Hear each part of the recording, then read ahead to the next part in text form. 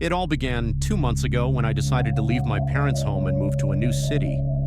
I had landed a decent job and managed to find a small, affordable apartment.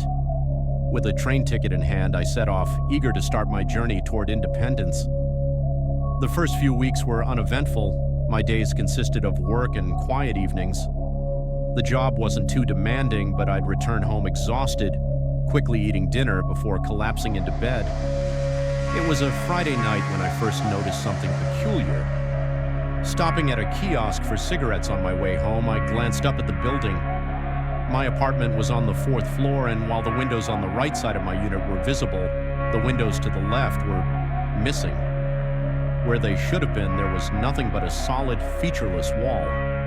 The windows of the adjacent unit, however, appeared exactly where they should be. It was strange, but not alarming.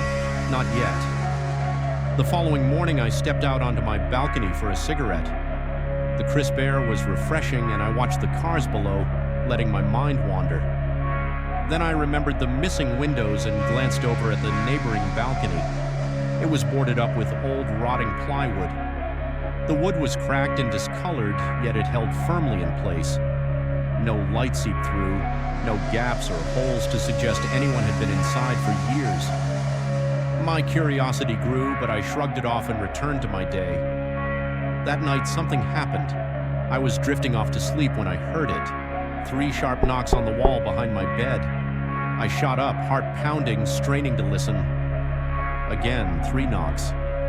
It was deliberate, too precise to be random noise. At first, I thought it might be children playing a prank, but it was late, nearly midnight. Tentatively, I knocked back. Silence. For the rest of the night, I lay awake, staring at the wall, trying to convince myself it was nothing. The next morning, unease gnawed at me. Determined to get answers, I went out into the hallway. To my shock, there was no door to the neighboring apartment.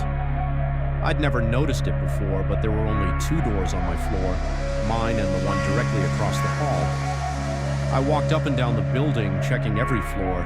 Each had 3 apartments except mine. Confused and a little spooked, I knocked on my neighbor's door. An older man answered, and when I asked about the sealed apartment, he gave me a puzzled look. Oh, that? Yeah, it's been like that for as long as I've lived here. Nobody's ever opened it. Strange, huh? He said with a shrug before shutting the door. That night, the unease turned to terror. I woke abruptly, a suffocating sensation crawling up my spine. Someone was watching me. I couldn't see them, but I could feel their eyes. Slowly, I turned my head toward the wall. Heavy, labored breathing echoed from the other side. My body froze, my heart hammering in my chest. Gathering what little courage I had, I pressed my ear to the wall. The breathing grew louder, deeper, as if whatever it was had moved closer. It wanted me to know it was there. Panicked, I knocked on the wall again. The breathing stopped. The silence that followed was even worse. I stayed up, trembling until dawn. The next few days blurred together. The knocking became a nightly occurrence. Sometimes it was the wall, other times the front door. Always 3 knocks, always deliberate. I stopped sleeping, my mind unraveling. I'd hear whispers, faint but insistent, coming from the sealed apartment. Words I couldn't understand but filled me with dread. One night, the knocks at my door came again, 3 sharp raps followed by silence. I didn't dare open it, but I peeked through the peephole. Nothing. The hallway was empty, yet I knew, I could feel it. Something was out there, waiting, mocking me. As the weeks dragged on, the torment continued. Every night it found new ways to remind me of its presence. The whispers turned to scratching, the knocks to pounding. My once cozy apartment became a prison. The walls seemed to close in, suffocating me. My neighbors never heard a thing. To them, I was the crazy one, jumping at shadows, muttering about things they couldn't see. 2 months in, I'd had enough. I was no longer afraid. I was furious. Why me? Why had it chosen me? I didn't care anymore. I wanted to confront it, to end this nightmare. That night, when the knocking started, I flung open my front door. The hallway was dark, impossibly so.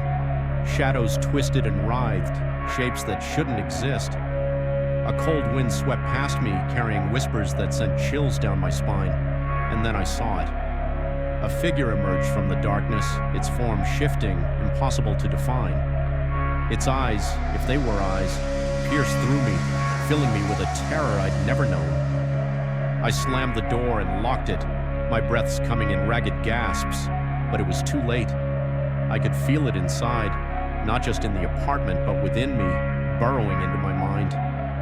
The knocks didn't stop. They never would. And as I sat there trembling, I realized the truth. I had opened the door, and now it would never leave.